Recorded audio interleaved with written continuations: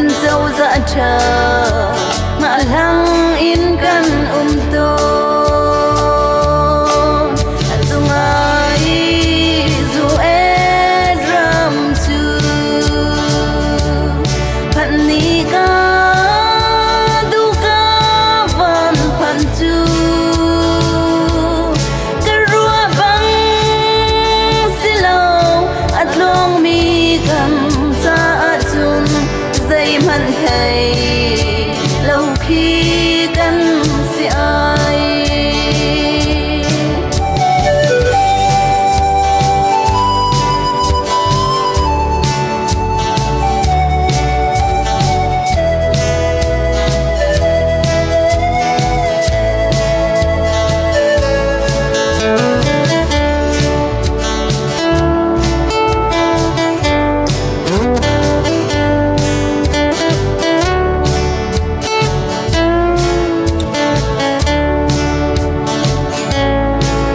ram tha